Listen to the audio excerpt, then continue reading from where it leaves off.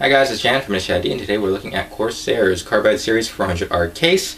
So this is Corsair, which makes all those professional gaming grade components and peripherals. And today we're looking at one of their more value-oriented series, the Carbide series. And not to say that it's cheap at all, because at the price point they have it at, Corsair is pretty good with making things pretty good at lower price points. So, the Carbide Series 400R might just be one of the best gaming cases in the world, with plenty of room for long graphics card, 8 expansion slots, 7+1, 4 multiple GPU setups, 4 optical drive bays, and 6 hard drive bays. You won't have to worry about whether you have space for adding the new hardware you need. It's not just about having room for lots of hardware. 400R has native SSD and USB 3.0 support, must-haves in today's high-performance systems, I guess. Add to that tool-free hard drive bays, cable-running grommets. Also always nice on thumb screws throughout, and you'll find out just how easy building a modern system can be. And what's a gaming ring without outrageous cooling? 2-way LED 120mm fans, bring cool air through the front filtered intake, and a single 120 fan exhaust hot air out the back. But the best part, 400R has mounting for as many as 10 fans, so you can either take your cooling to the next level or keep it quiet. Corsair Carbide 400R is ideal for your next system build, and probably a few after that. So I actually have a build over there, and I'll show that to you in just a bit. Anything we can go over in the box. We can see we have our dimensions and whatnot, and they have other stuff. So I have a blown up view of the whole entire case here, and that's actually just bring in the case. Just one moment. So here is my Corsair Carbide 400R. I already have a bit of a build in here, but we'll see what I have in there in just a moment. So let's look around at the external features. So on the front we have our power with a power LED on the switch itself, and we have a hard drive indicator LED there. 2 USB 3.0 ports, awesome. Microphone and headphone port. We also have FireWire, an LED control for the two 120mm fans on the front, and we have our reset switch. We also have our over here we have our 4 5.25" drives or bays for optical drives and memory card readers and whatnot. And then here you have your intake for your front 120mm fans. Now let's see if I can take off the front panel. Just going to show you a bit more of the interior. So you can see a bit. You can see that they have nice plastic or metal grip things for holding the front panel. You also have your front filter right here, so that's all nice and cool. And you can see how I epically failed at mounting stuff, so I have 200 just laying there. So you have your two 120mm fans here, and they are filtered. They look really nice, and there's the switch on the top here is what controls that. And that's all I can really say about the front. So let me just smack this thing back in.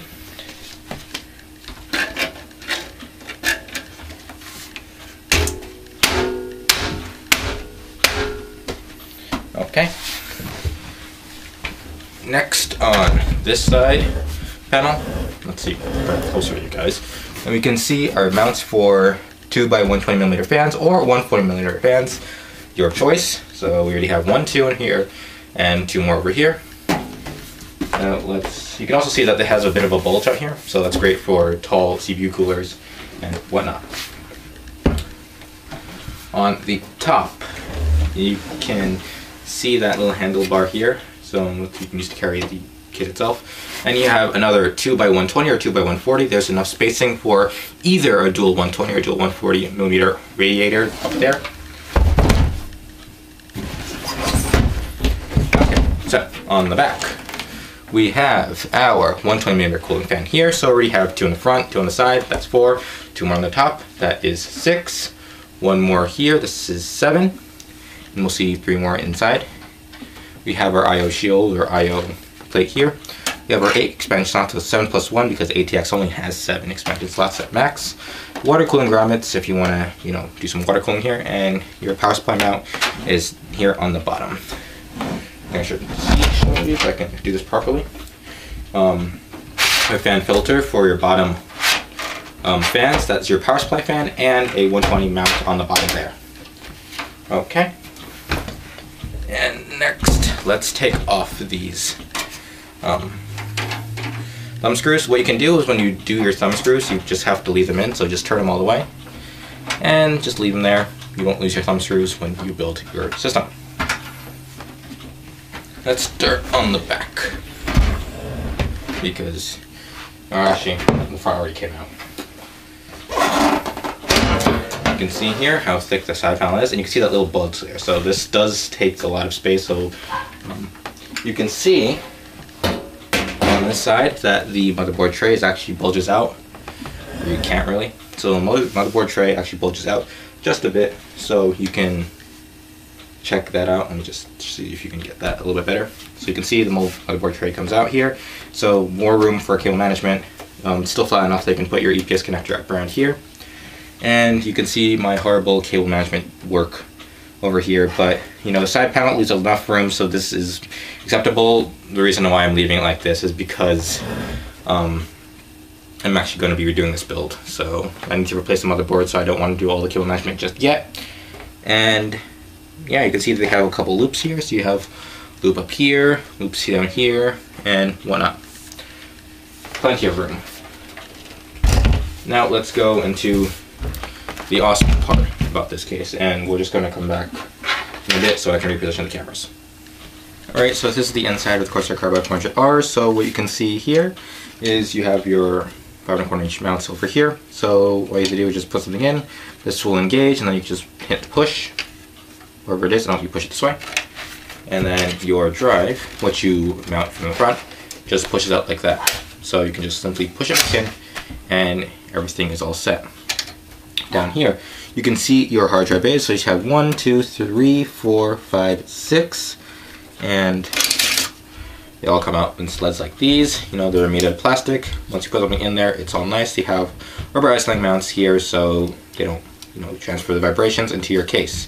You can screw your SSDs, either doing it across like this, using these mounts, or you can do it around this way. So we counted fans. We counted 2 on the front, 2 more on the top, so that's 4.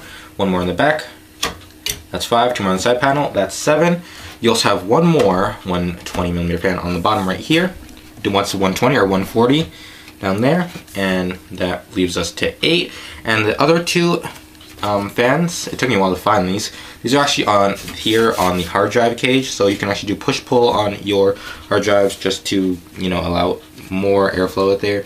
Because how to remove all of the mounts or the drive bays out here, you would see that, you know, there is a bit of restriction on the airflow here. You can do some water cooling if you wanted to, put in some radiators or whatnot here.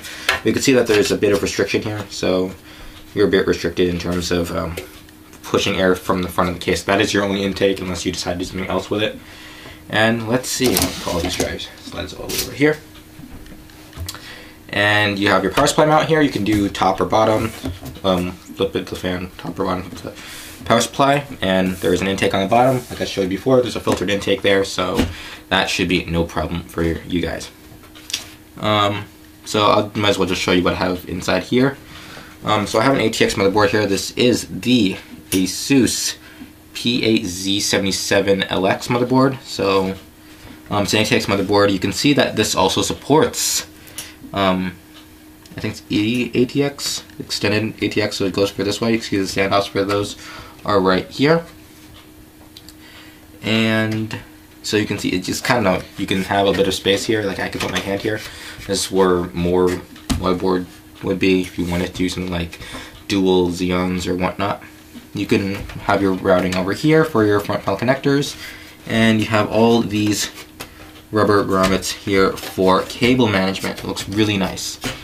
And let's see if I missed anything. Oh, you know, on the top you can, there's plenty of clearance for a 120mm slim radiator. Maybe you'll get away with doing, yeah, it's far enough away from the motherboard so you'll do a thick radiator up there. And you can also install another radiator over here, and if you really wanted to, another radiator in the front here. So you have just a ton of options for mounting your radiator. Well, it's kind of hard with that one because, you know, the cage doesn't actually come out.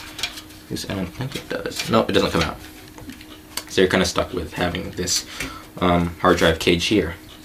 I think that's all there is for this case. In terms of accessories, it comes with all your mounting screws for radiators, fans, hard drives, your standoffs are there, although the ATX standoffs are pre-attached to there.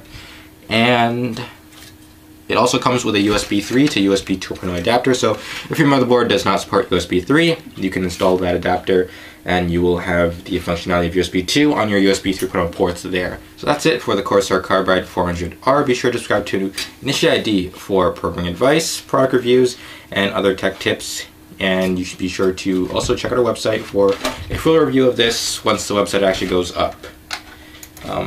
And that's it. I'll actually show you a night shot of this case when it's plugged in with the LED fans in the front.